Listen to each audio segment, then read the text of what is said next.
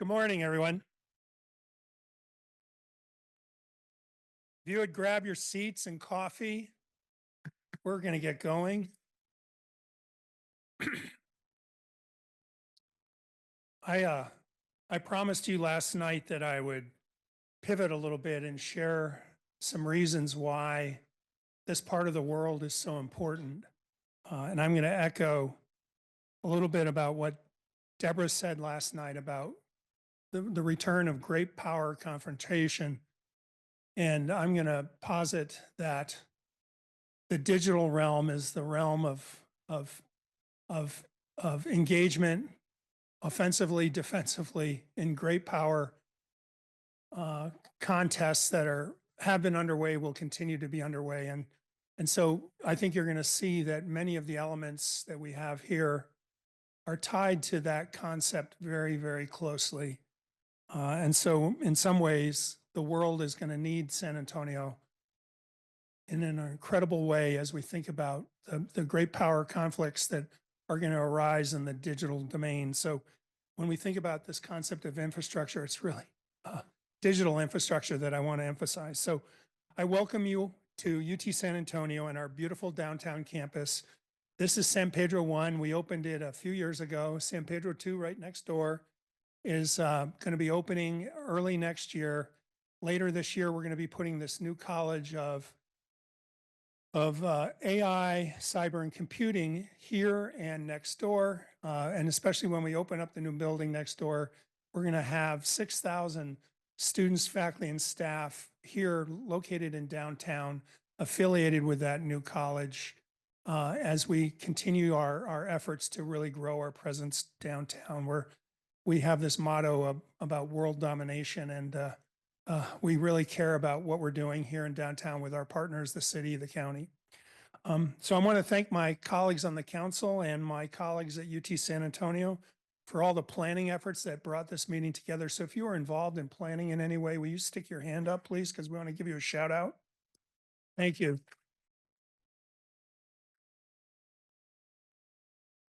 I also want to give a shout out to our two sponsors, the Port of San Antonio and Cisco Systems. They're both deeply connected to this enterprise and this confluence of cyber, data, AI, computing, this whole effort. And so thank you to our two sponsors.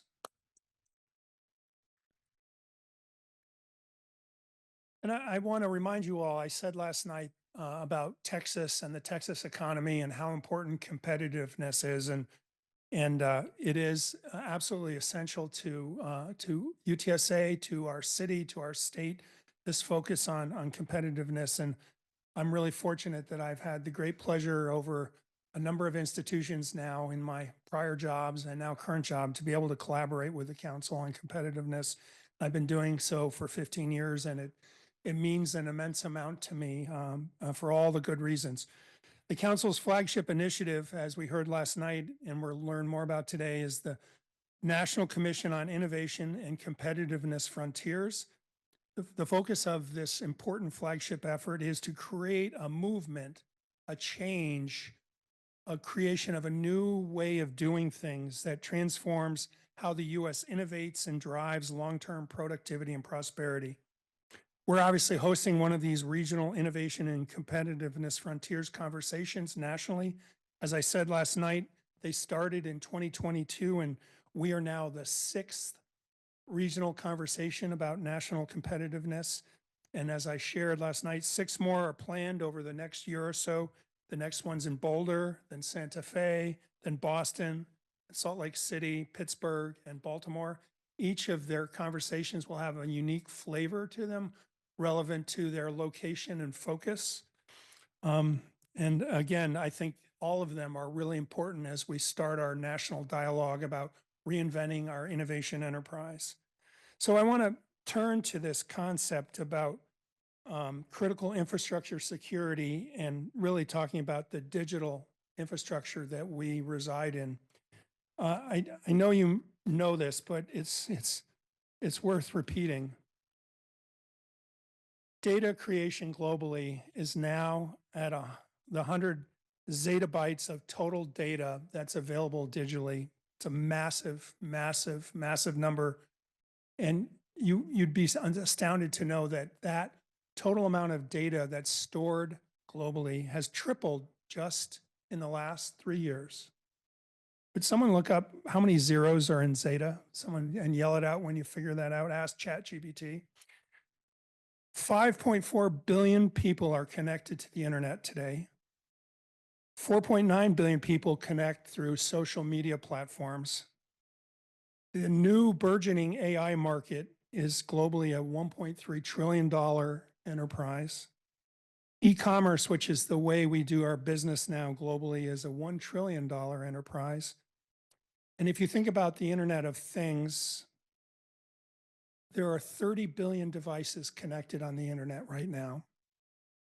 And if you think about where the digital age is going, the fifth industrial revolution is going to be obviously the human digital connection, especially on a neurological side of things.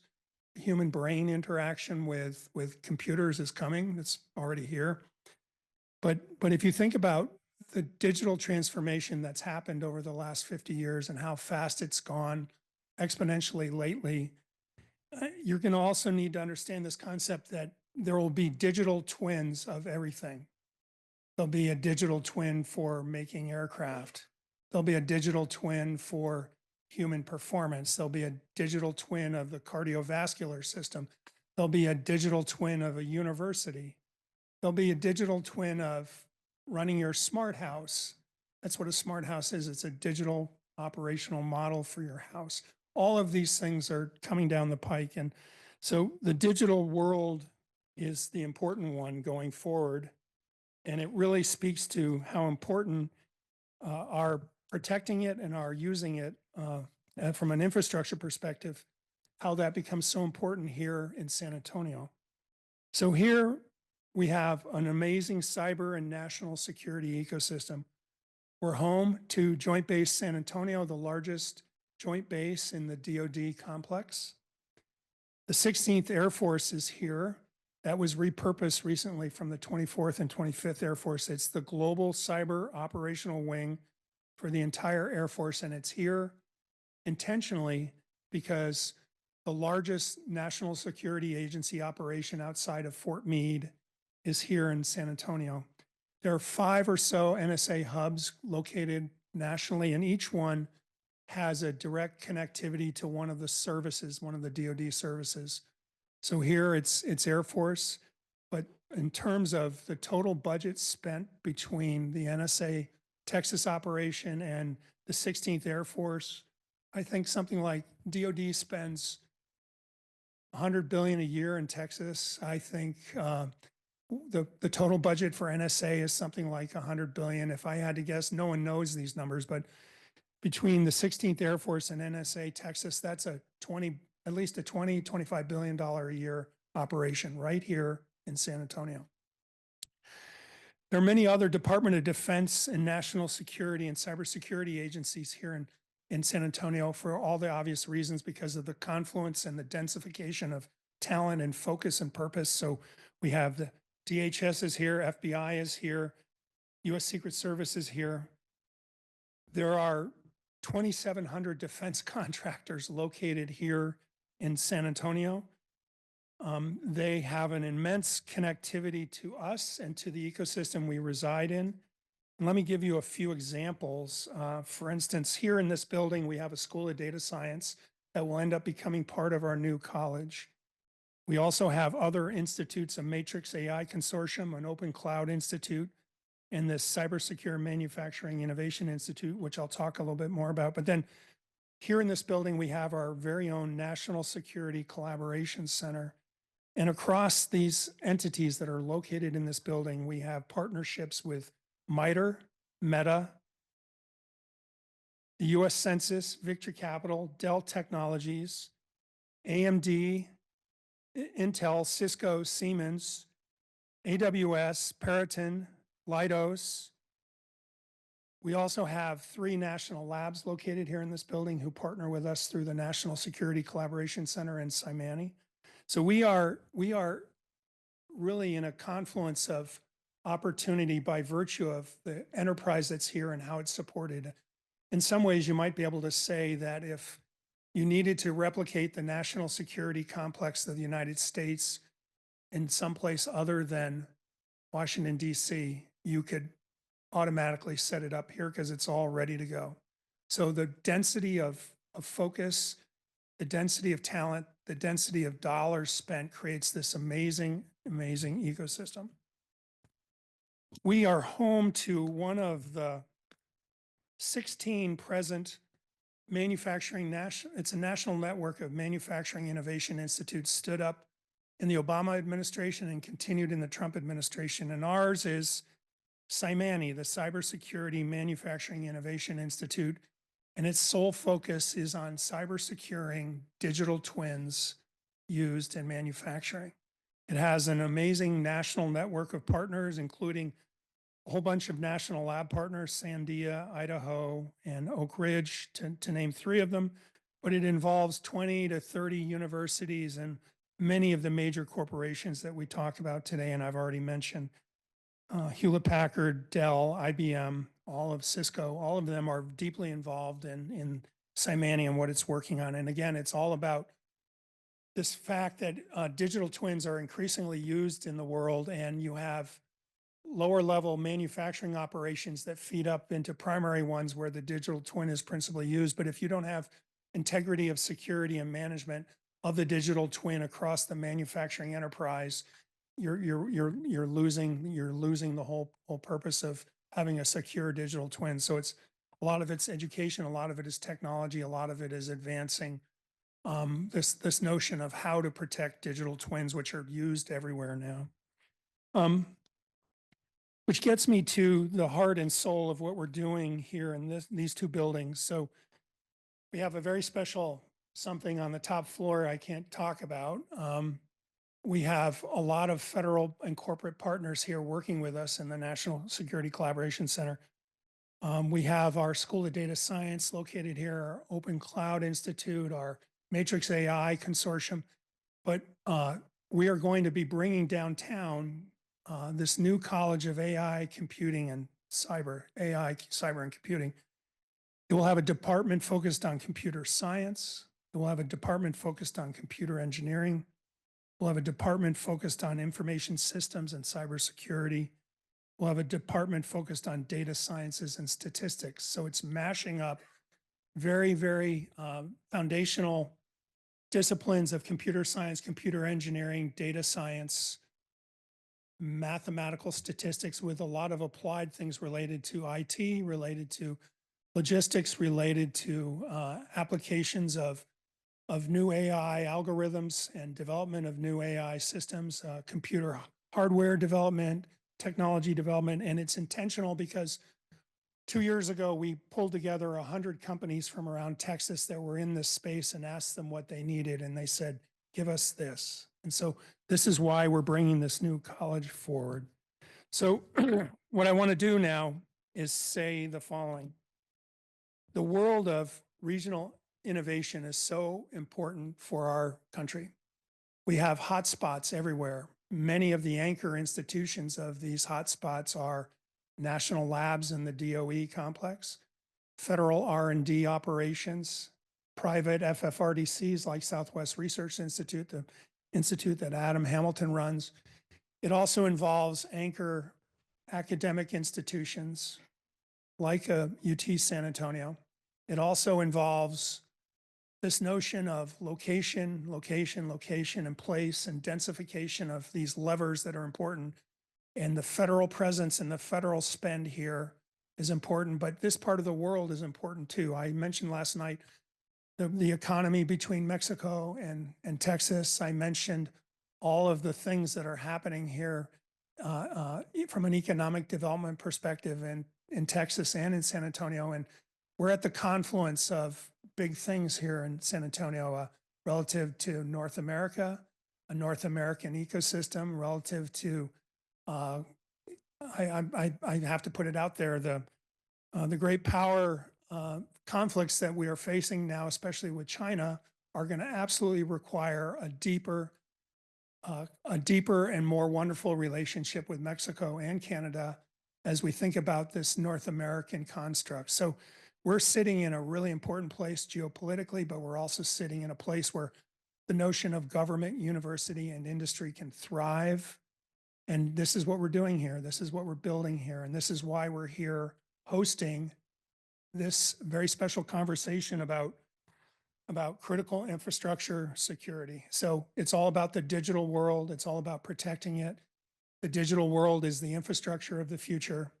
And that's why we're delighted to have this conversation. So it gives me great pleasure to introduce my dear friend and colleague, the Honorable Deborah Wynn-Smith. I went through a pretty elaborate description of her fabulous career last night. And I just want to say this about Deborah. Her voice carries immense weight in the world.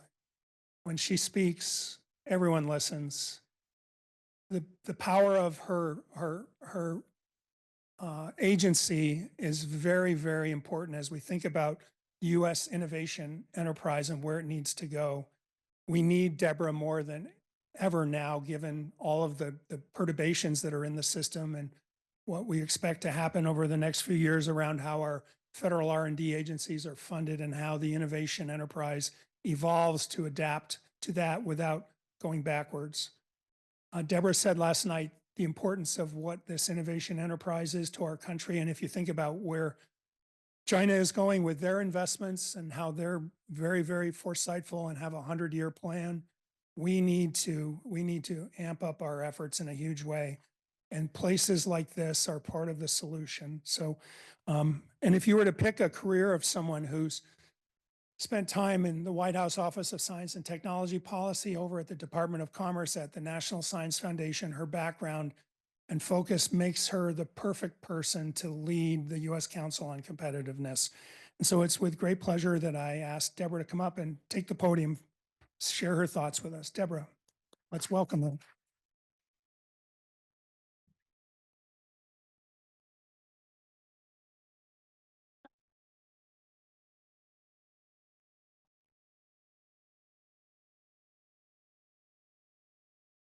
Good morning. Thank you, President Amy, for those beautiful remarks. I just whispered to him that he was embarrassing me, but I'm delighted and thrilled to be here. I want to welcome everyone to the Council on Competitiveness, first competitiveness conversation across America of 2025, here at this spectacular Pedro National Security Collaboration Center with our theme of fortifying the future. It was really a delight to be with many of you last night at the really wonderful reception and dinner that President Amy and the university colleagues hosted at the historic Southwest campus.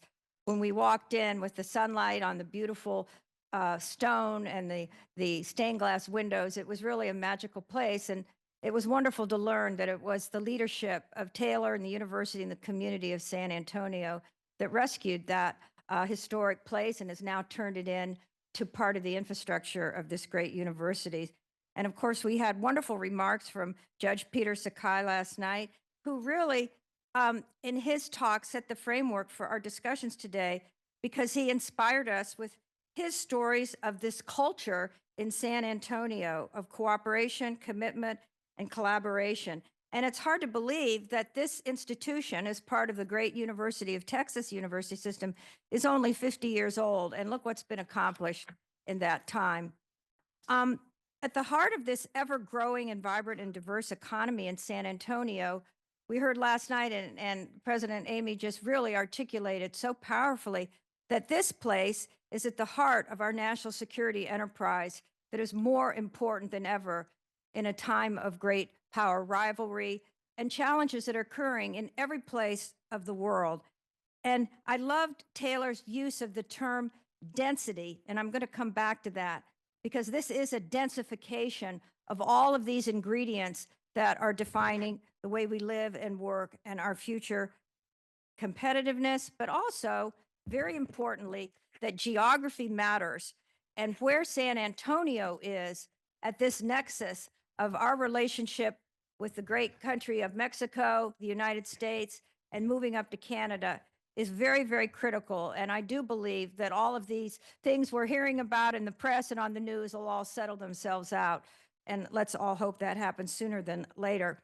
I heard a talk not too long ago when I'm a Bronze Age archaeologist. I'll just throw that out. So you'll probably wonder how I ended up doing the things I did in my life, since I spent so many years studying the ancient Bronze Age, Mycenaean, and Minoan civilization. So every year I go to this fabulous Delphi Economic Forum that's become a mini Davos, but in many ways much better. And we had a great talk last year from Niall Ferguson. And he said to the Greeks, and you could hear a pin drop in the room, you know what? Geography matters, and it has always mattered throughout your history. And you're not Switzerland, and you have to accept the responsibility of your geography. And that's true here in San Antonio and Texas in the United States. We have responsibilities as a leader and an anchor in North America. One of the major limiting factors to our nation's innovation capacity and capability is that too many regions, communities, and Americans are not engaged and prepared to participate in the innovation economy and help create the capacity in which our future prosperity and collective security depends. President Amy and his 50 other peer national commissioners in our National Commission on Innovation and Competitiveness Frontiers that I talked about in some length last night have really made the case that as a nation, it is our imperative to expand the geography and the demography of innovation so more people and more places contribute and benefit from the innovation economy that, as I've said, and we all know, is reshaping our lives, societies, and economies at warp speed. Who would have thought, a little over a year, we're seeing the whole revitalization of nuclear energy with companies such as Microsoft going in and revitalizing 3 Mile Island, all of these things happening, converging on this merger of the physical and the digital world. The good news is that we do have new and emerging centers of innovation all across the country, and they're moving way beyond the traditional coastal innovation hubs with remarkable innovation ecosystems emerging. And I'll just mention last year when we were in Nashville, Boise, and West Lafayette for the Tennessee, the Idaho, and the Indiana, Illinois conversations, one of the things that happened at Vanderbilt, where we were hosted by the president, the chancellor, and the chancellor also of UT Knoxville, the director of Oak Ridge, all the leaders. We had the governor, we had the senators. While we were there, Oracle announced that they were moving their headquarters to Nashville. And I learned, I don't know if you all know this, but Nashville is the fastest growing city in the United States. But I think San Antonio may give it a run for its money. The council asserts that the expansion of the U.S. innovation economy is really not growing fast enough to compete in this hyper competitive economy that, again, I spoke about last night. So when we come to San Antonio, here's what our goals are, and we think they're your goals as well. We want to identify and understand the best and next best practices that can be scaled nationwide, the ingredients of innovation, just like the diversity of our incredible regional cuisines in America across our nation with their ingredients, with their special spices, with how they prepare their food. We want to understand that similar diversity and how it melds together to create our great national innovation ecosystem. Today, we're going to shine a spotlight on resilience and its intersection with cybersecurity. And this has been a cornerstone of the Council on Competitiveness work for decades. Back around 2004, we made the business case in partnership with DARPA, the Department of Energy, the National Science Foundation, that to outcompute was to outcompete. And we did the first work really in the country to make the case that we had to have leadership at scale in high performance computing. And we had to embed modeling and simulation into all dimensions of our industrial infrastructure, including in small and medium-sized businesses. In the Obama administration, we created a partnership called the National Digital Engineering Consortium, where for the first time, Ohio State University, Argonne, and others teamed to bring simulation tools to small and medium-sized manufacturers in the Midwest area, many of whom were going bankrupt. And they emerged as exporters using the power of modeling and simulation, digital technology, and at the very highest end, supercomputing. And today, of course, we're poised with AI and quantum and supercomputing way beyond exascale to go to the next level of leadership in these platforms. But after 9/11, when we were all in shock about what to do, how to respond, our chairman was Chad Holliday, who at the time was the CEO and chairman of DuPont. And some of you may remember the terrible chemical accident that occurred in Bhopal, India. And the chemical industry after that was, rightly so, under tremendous pressure and responsibility for safety and environmental health. And what DuPont did that was so powerful was that instead of looking at safety and health as a cost of doing business, they flipped that on its back and came up with the concept that it was a productivity enabler. And instead of it being a top-down approach or even bottoms-up, they integrated the two, and they created not only the finest standards in industry across all sectors for environmental safety and health, but also huge productivity drivers. And we thought about that. Could we look at security as a productivity enabler, as a cost of doing business? How could we create a new resiliency where these capabilities would be embedded into the fabric of all operations, yes, in business, but in government and education as well. So we formed this initiative, and we partnered with Carnegie Mellon and others to put the first ever national symposium on competitiveness and security together. And the theme was creating opportunity out of adversity. And I mention this because fast forward, now well over 20 years, we're facing similar challenges. The report that we released at the time, and I urge you to go on our website and read this report. We're proud of it. It was very prescient. It was really ahead of the curve thought leadership, but it was called Transform the Resilient Economy. And then we actually, in that report, predicted the preparedness we needed for a pandemic. And when COVID-19 came, we all saw that we were not prepared. We did not have the systems. We did not have the resiliency. We did not have the protective equipment. We did not have any of the things we needed to respond, to adapt, to mitigate, and to move on to have a response to that tremendous pandemic here and globally. But our report predicted that. And so during that period, we did a refresh calling Transform 2.0. And I want to share with you a few of the recommendations because they're very relevant to our conversation today. To thrive in the global arena, the United States must embrace resiliency and security as foundational principles. This means integrating resiliency into policy, into business strategies, and educational systems, equipping leaders to handle future shocks, whether to the nation's supply chain or escalating threats from cyber attacks targeting our critical infrastructures, from nation states, from rogue states, and malicious individuals. And I want to share that I had the honor to be, and I still am, on the National Commission for the Protection of Intellectual Property that had been chaired by former Governor John Huntston, former CEO of Intel, Craig Barrett. And in 2001, we issued our first report on the protection of American intellectual property. And these are some pretty shocking, scary statistics. If China, this is 2011, had implemented the laws on their books, the laws to protect intellectual property, the US economy would be 1.3 trillion more. Back then, the scale and scope of the cyber attacks were daunting. The IRS alone, every day, massive attacks.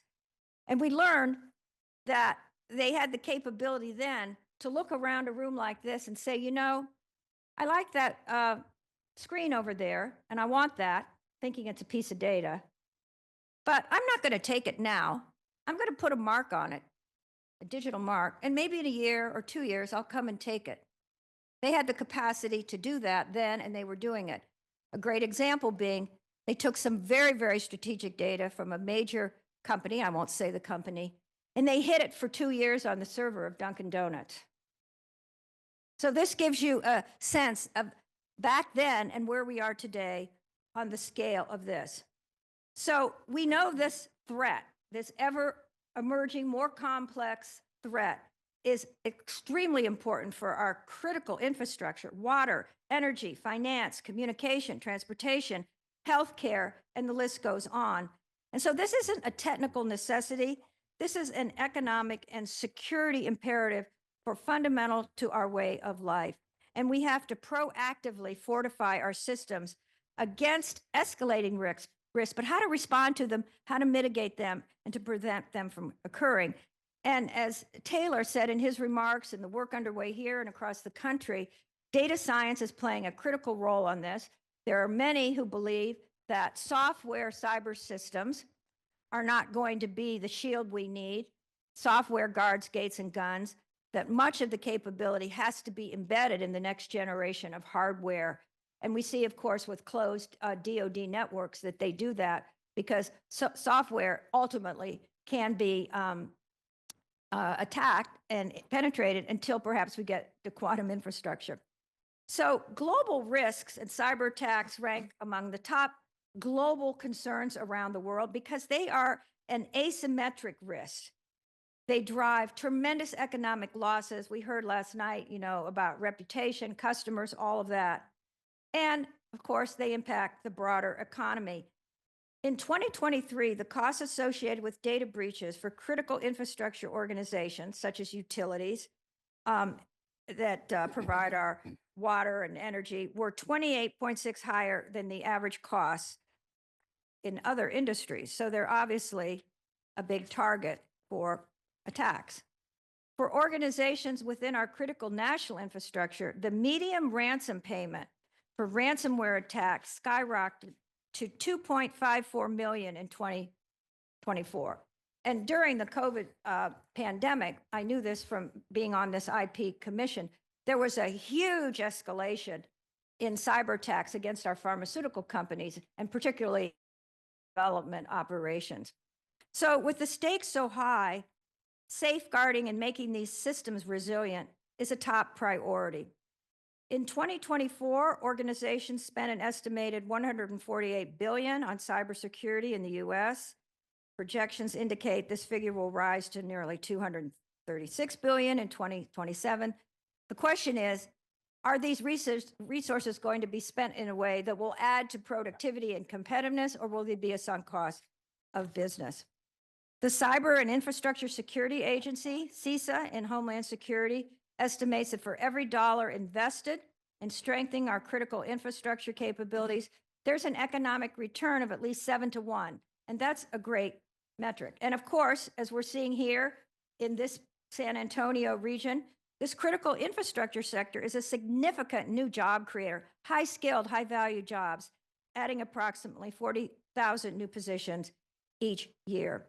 So it's really fantastic to be here where the University of Texas at San Antonio is indeed a leader and one of the top, perhaps the top leader in cybersecurity and critical infrastructure security.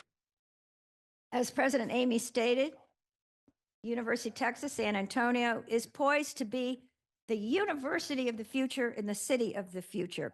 And I was very pleased how this morning the president really outlined the scale and scope of the investment here in Texas and San Antonio in national security. The $100 billion in Texas, probably $25 billion coming here.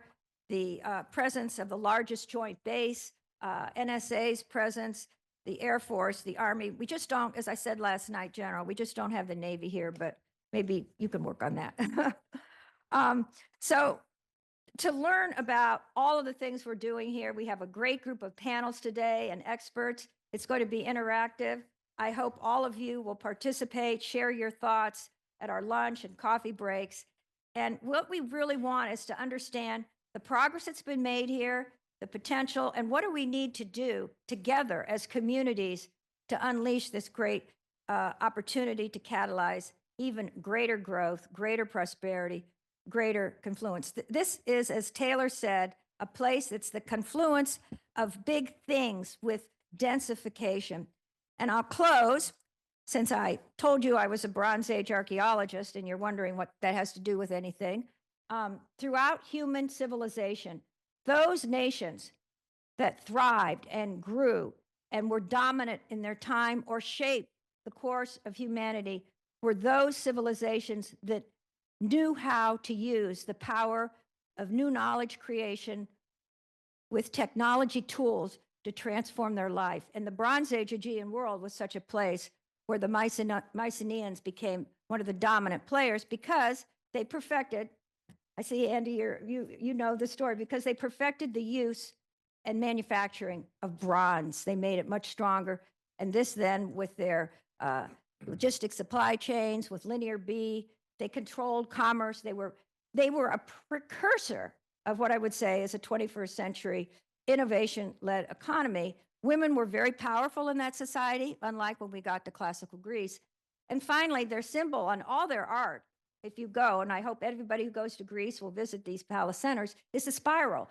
And we know spiral is a form in nature, and it has a beginning, and it continues to grow, and it never has an end. And that's the innovation journey we're on. It has a beginning here in San Antonio, and it's continuing to grow and expand to create our future. So I hope we have a great day. I want to thank the fabulous teams, San Antonio here, and the team of the council, and I'll thank them more formally at the end of the day. Thank you.